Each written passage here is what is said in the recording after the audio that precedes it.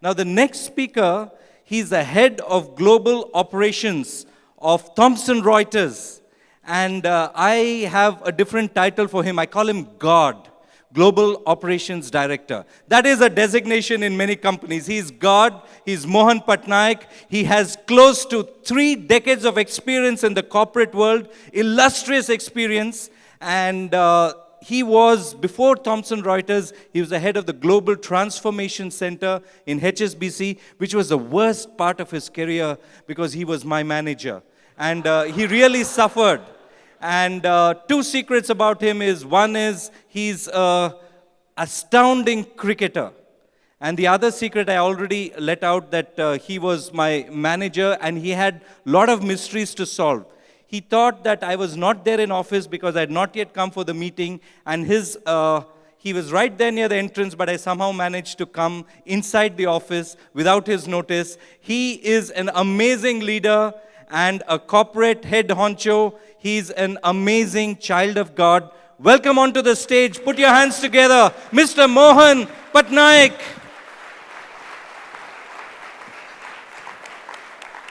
Wow.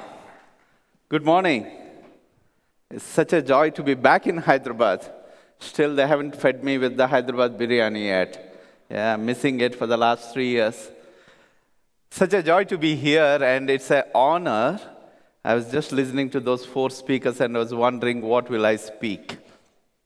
And such a joy and encouragement already, and my heart is blessed. And I can only say, praise God, nothing else. So what I'm going to do now is share my story.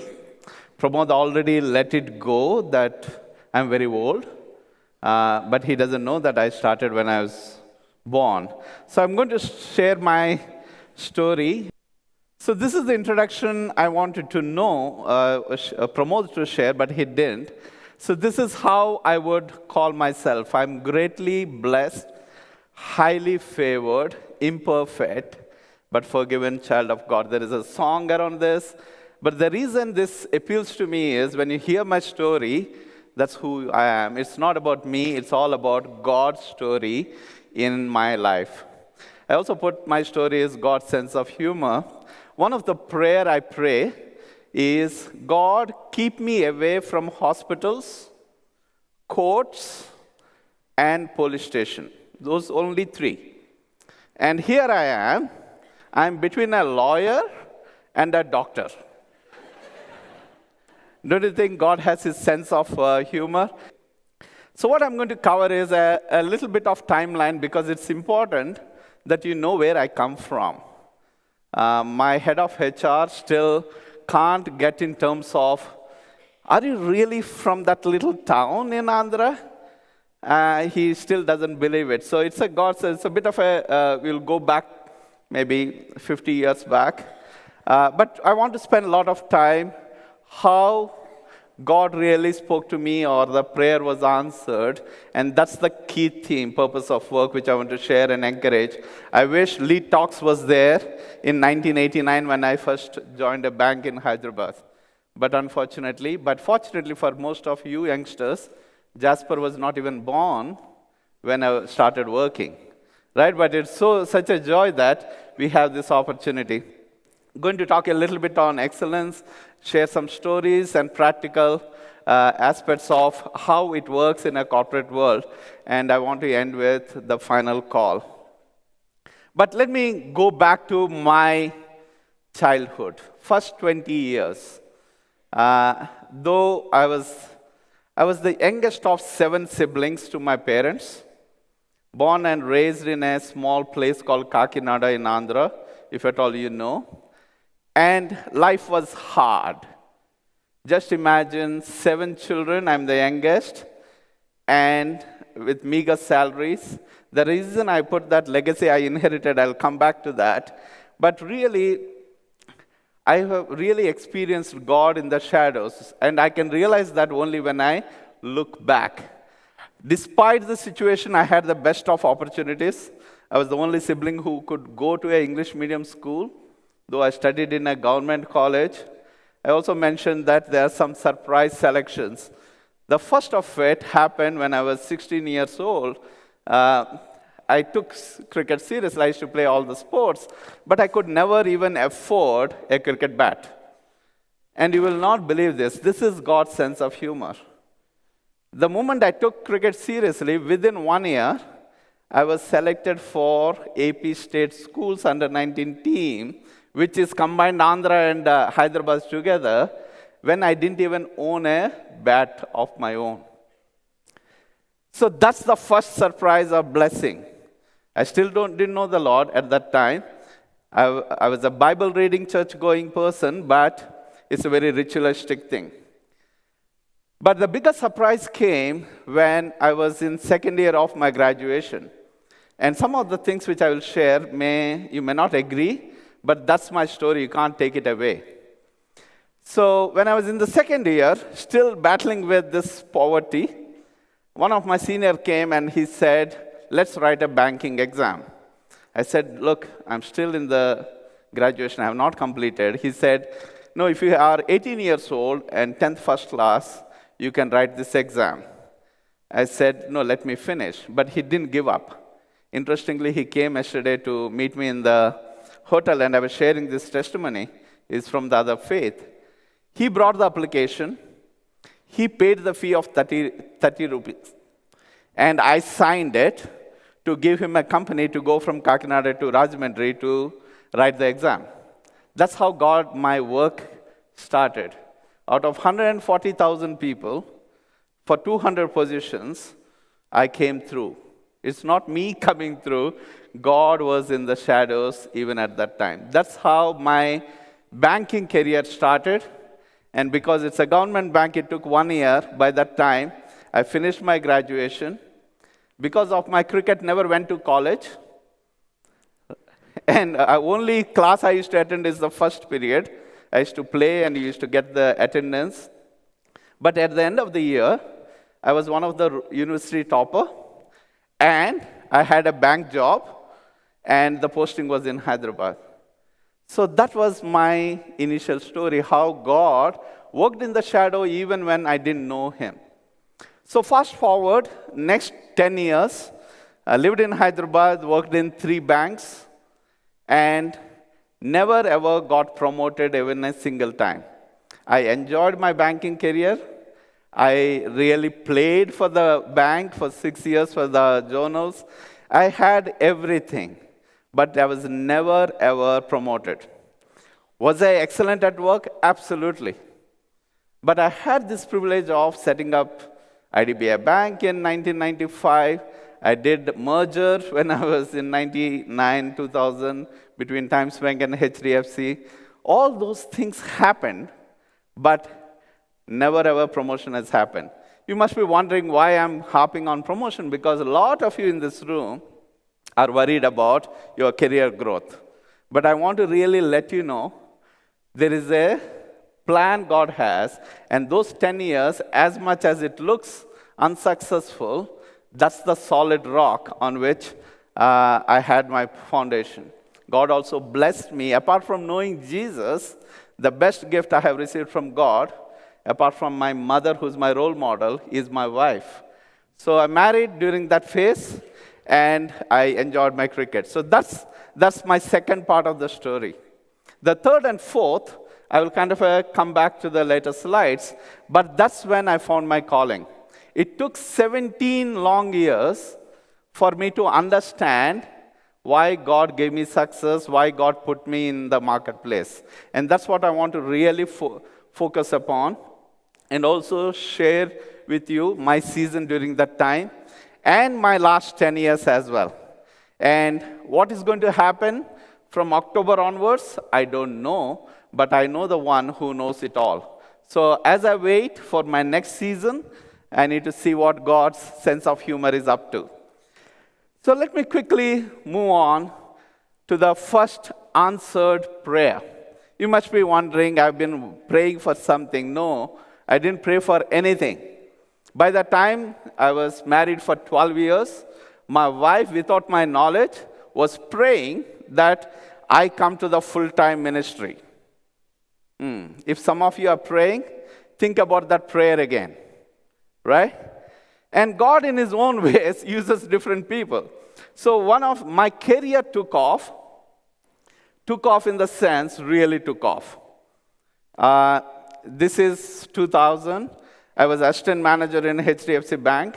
In 6 months' time, I became assistant vice president, and my salary became 4 times, all in 6 months. And just remember, my track record previous 10 years was nothing. And that's when I also, just like Jasper toiled with, it didn't happen to me, it happened to Jasper. But there are 2 accidents which happened in front of me in Hyderabad, which God told me the brevity of life. Tomorrow is not ours, friends. Right? Today is ours, make it count. So tomorrow is not ours. But the best part of that incident is God clearly spoke, and my spiritual journey really started. The first one is how to really look at money. Jesus never really kind of equated Satan to him. He said, you cannot serve both God and money. When my salary became 4 times, me and my wife are wondering why God is giving us this such a luxury. And we didn't even know how to spend it because it's 6 months' time. So that's when really God worked in my heart to really keep money where it belongs to, underneath my foot. Nothing wrong with money, but always it's all about God. So that happened. Then the biggest turnaround happened, and that's one thing which I will never forget.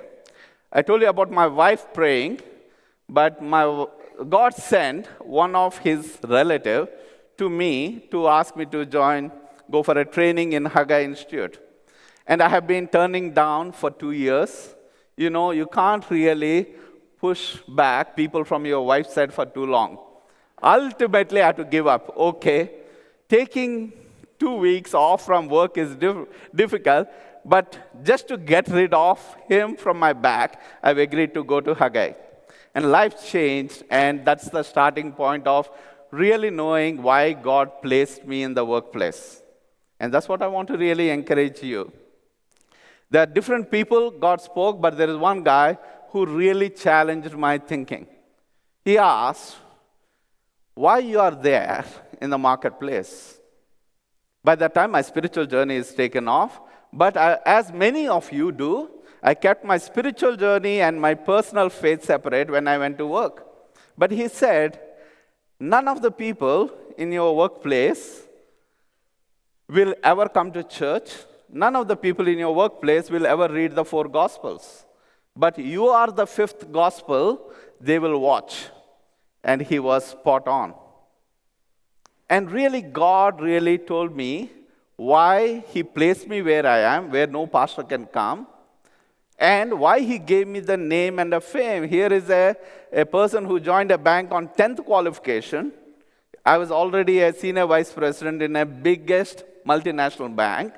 And God really asked me, do you know why I gave you that? You be the 5th Gospel. That's the reason why. And my last 11, 12 years, the purpose why I work is completely different. I'm there, and I better say this, you are there where God placed you today because God wanted you to be the full-time minister, the pastor. Peter 2 says, you are the chosen people, a royal priesthood. Right? God placed you where you are with a purpose, and I found my purpose, and let me give you what it changed. Work became not only meaningful, it is such a joyful experience to know I work for the King. So later, came back and started this little prayer fellowship in the company where I worked called MOF. Then we started Interface, which a lot of you are aware. Then God at Work in 2009. And it's such a joy when Josh called. I said, okay, we are doing this, Anna. I said, wow, count me in, because that's what my calling was. Then Christ at Work started, which is a businessman's fellowship. Then Lead Like Jesus, that's a longer story, happened in 2009. And let me tell you, my life hasn't been the same again. And these are all the things I didn't work towards to. These are the things which God made it happen. Talking about excellence, as I mentioned, always I thought I was excellent at work, but Colossians 3:23-24 completely changed that mindset. And this is one thing which you need to know by heart and take it seriously. And this is where it is tough. It says, whatever you do, work at it with all your heart as working for the Lord, not for men. Since you know that you will receive an inheritance from the Lord as a reward. It is the Lord Christ you are serving. It completely shook me off. And hence, I do only one thing, and just make a note of it. I go to work every day thinking that is my last working day. And I go to work thinking that I'm working for the Lord, and hence I need to give my best, nothing less than the best, because I'm working for the Lord, and He gave His best, His Son, Jesus Christ. So with that, there is no anxiety about performance appraisals. Let me tell you, it is the lie of the devil to tell you, you need to give better and the best. No, everyone has a potential, God-given potential. You can only give your best. And no two people are equal. God didn't make people equal. So give your best, that's all you can do. You can't go beyond that. Stay faithful, that's what God called you to do. So when you have that attitude, you don't worry about promotions. You don't worry about your increments. And you must be saying, Mohan, you can say all these things because you have reached the pinnacle. Let me tell you, 28 years, I'll be completing 29, 6 banks, 2 IT firms, never ever applied for a job in my lifetime, including my first job, which I told you the story. Never ever applied for an internal promotion. God made it happen. If God can take somebody as not qualified as I am, never went to a B school. At one point in time, I had 400 IIT IIMs working under me. That's God's sense of humor. It's not my ability. So think about that. Think about who you work for, the audience of one. Ken Blanchard became such a role model for me, and he is such an encourager. He said, you just work for one person, your boss never changes. How many of you worry about your bosses? Let me give you the news. You have only one boss, and that boss never changes. Isn't it good to work with that attitude? So, audience of one is what you need to look at. The third one is the standard. Jesus is the standard. Lead Like Jesus completely changed my life. I've been to Harvard business schools. I've been to London business school leadership meetings, but nothing like the role model of Jesus Christ. He came to serve, not to be served. So He is the standard for you and me, and He is the source of all the wisdom. Let me challenge one more thing.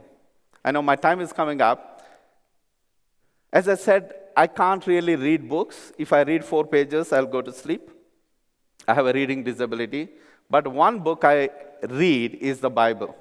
Let me tell you, it is the source of all wisdom. So far, I haven't found any area in my work life for which there is no solution in the Bible.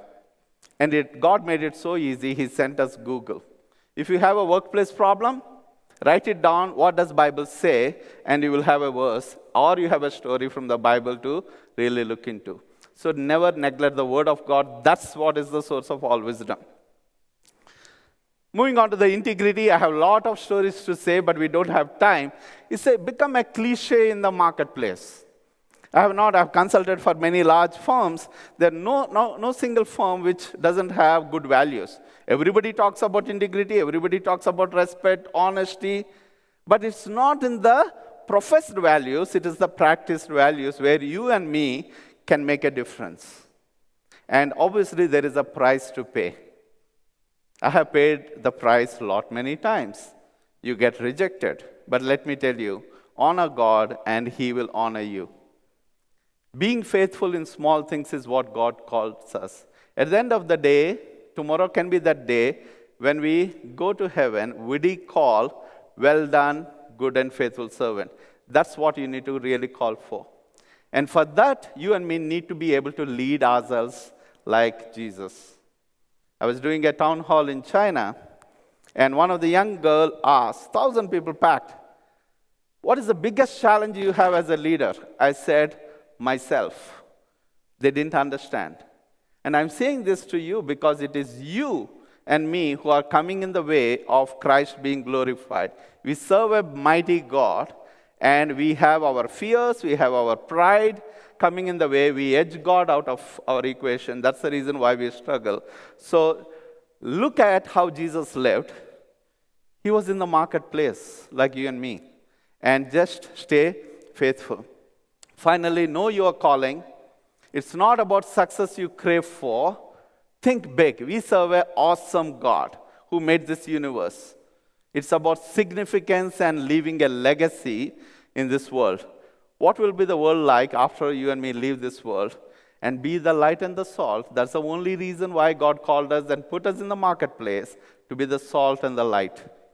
Just want to encourage each one of you, whatever profession you may be, wherever you are, stay faithful, trust God, trust in His Word, make Jesus as your role model, and you will be a big blessing. You'll be a blessing. You'll be blessed to be a blessing. Thank you so much. God bless you.